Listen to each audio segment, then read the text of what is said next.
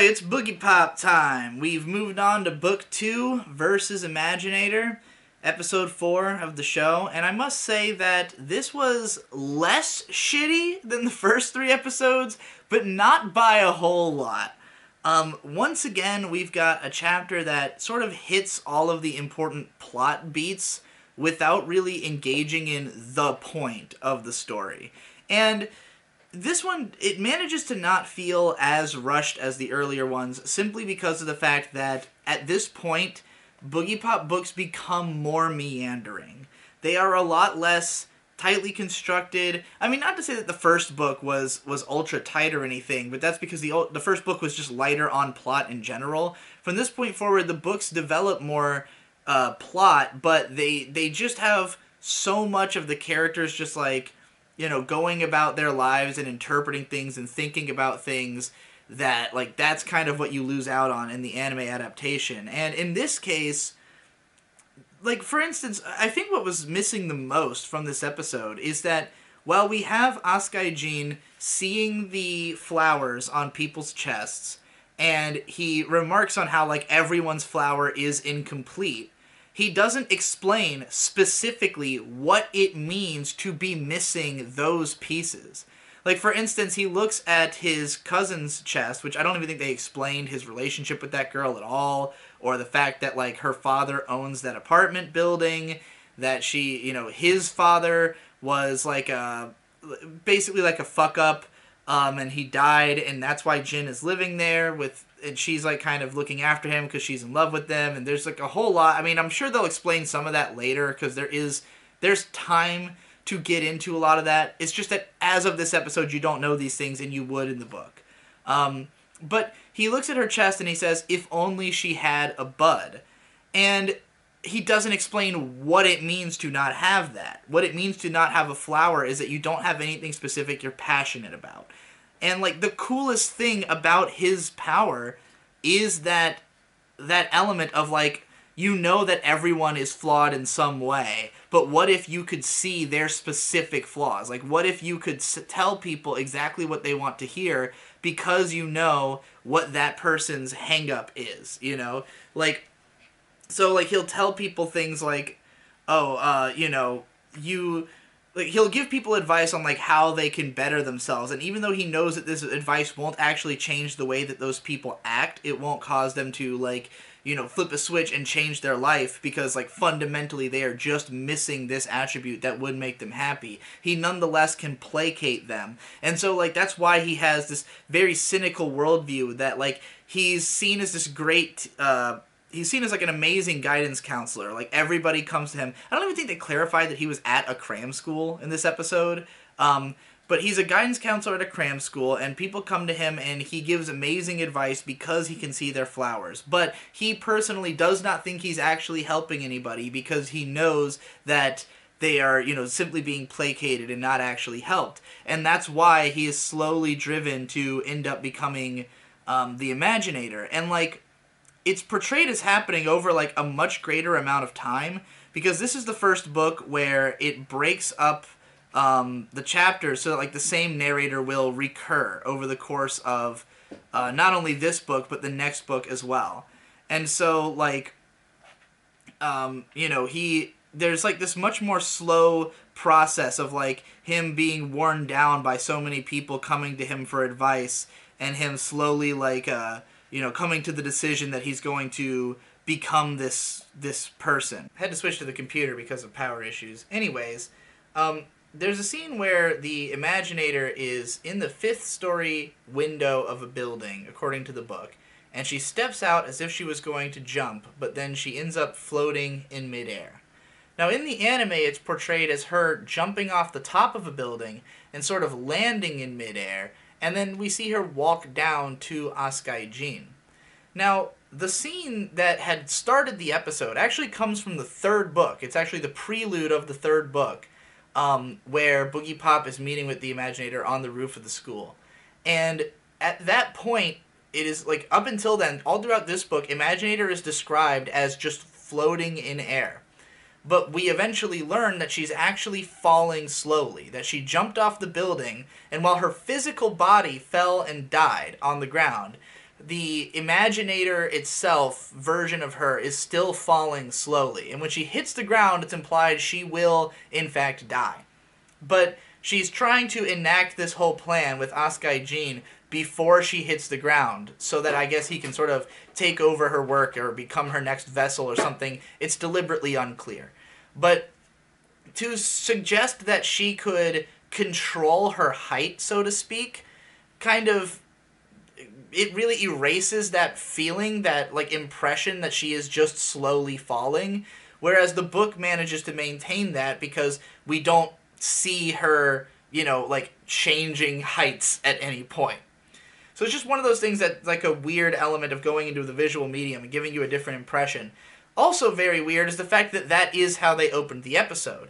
The scene that closes the episode, where the other girl is going to imitate the suicide of that character, is how this one actually begins. But it's so much harder to understand what the hell exactly is going on, or the timeline of events, because there have been so many details missing up to this point that would, like, give more weight to this. So if you had read the first book, it's described throughout that at the academy, they have no way of accessing the roof because somebody jumped off the year before. So the reason that, like, Boogiepop stays on the roof is that people don't usually go up there because people don't usually have access. However, there's, like, an escape ladder that you can use to get up there. And so it's brought up multiple times throughout the first book that somebody had jumped. Then at the start of this book, we learn the story of the girl who jumped, which is that scene that's at the end of episode 4. But then the scene, at the start of episode 4 is even earlier than that, because it's when she jumped. So, like,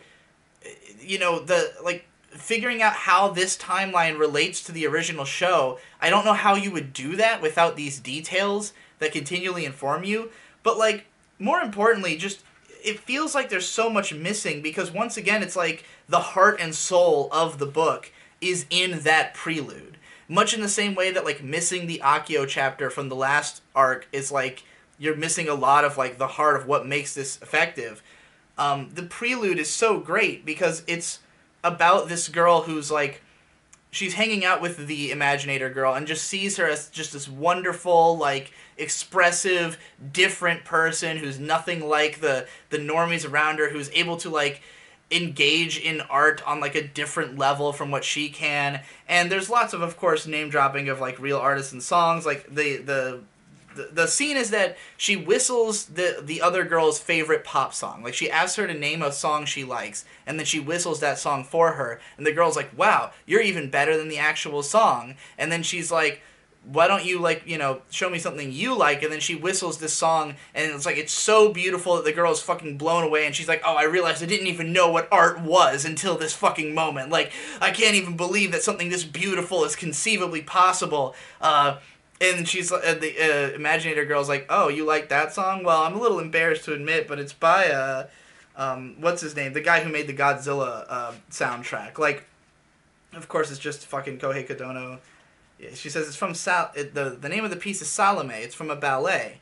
What's odd about that? The composer is Ifukube Akira, who, he's most famous for writing the soundtracks to monster movies, Like, this is like a lengthy dialogue scene that opens the book and sets the tone and lets you know the nature of the Imaginator and the nature of what she causes in other people. It was also kind of heavily referenced in the original Boogiepop Phantom anime, where I think episode 3 features, like, a relationship that is very similar to this one between two characters that I think was probably based on that prelude chapter.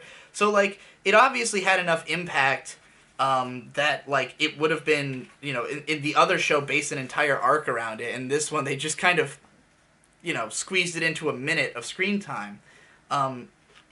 It just feels like we're missing the most important details once again. We're missing the things that give life to the story, that make the point of it on, like, a social level clear, and instead we're just telling the story. And even then, again, like, the coolest thing about Askai Jin's power is the idea that he can read what people's psychological hangups are through the flower on their chest. Also, why is the flower not portrayed as being on their chest? It's always like he goes into, like, a black void and he just, like, sees a flower instead of the person or something. Like, explicitly all of the imagery of the book is that the flower comes out of a person's chest, and that is what he's looking at. And like the idea that he like grabs their chest is important because there's also like a huge psychosexual element to this that is going to be skipped entirely. Again, the character designs are fucking terrible in the anime. I'm trying to find a picture of Asukai Jin himself.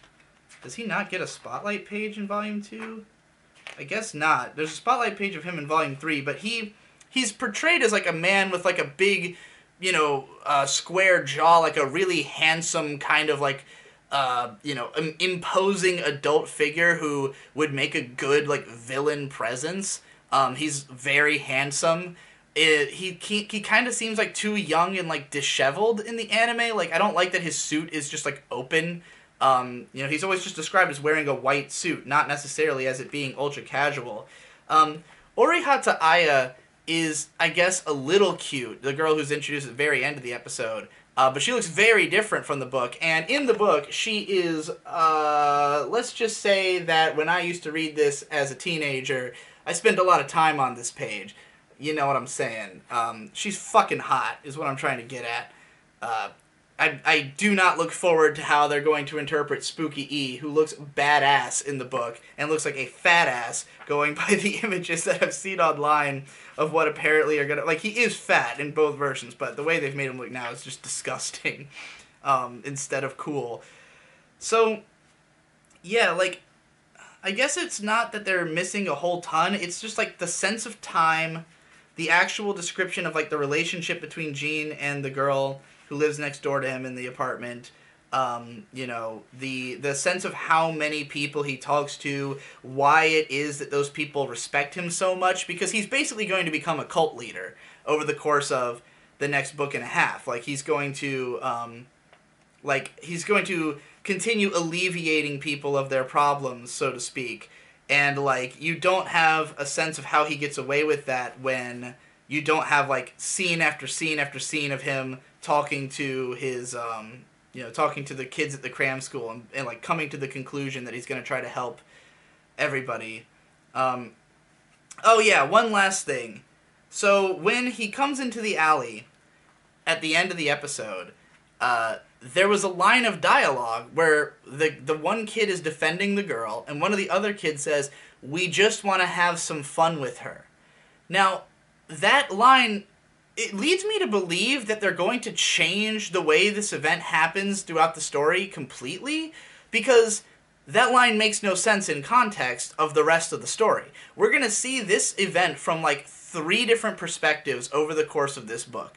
The first time is right here at the end of Asukai Jin's chapter. He just comes into an alleyway, he sees a girl with her shirt torn off, a bunch of boys, and a guy who seems to be fighting against those boys. And he's like, oh, this seems obvious. And he comes in and beats up all the boys and takes the girl away. Well, as we're going to find out, assuming the anime sticks with the book, that's not actually what's going on. It was just a totally different scenario that went in the wrong direction, and those boys were not trying to sexually assault that girl. She tore her own shirt off. It's complicated, and we'll get to it, but for them to say that would suggest that they were trying to sexually assault her, so... I don't know how they're going to change that. Also, there's supposed to be like 6 boys and a girl, one of whom is the guy who's defending the girl. So there should have been more boys getting their asses kicked. But yeah, like, it just seems like it's almost designed to cause you to misinterpret the situation even further in a dishonest way, unless they're going to change it significantly in the anime. But I guess that's it. If there's anything I'm forgetting, it's, there's some stuff that, like, I feel could possibly be explained later, but we're probably going to jump into the story of that kid who is defending the girl at the end of the episode next. So we'll comment on that as we get to it. Thanks again for watching.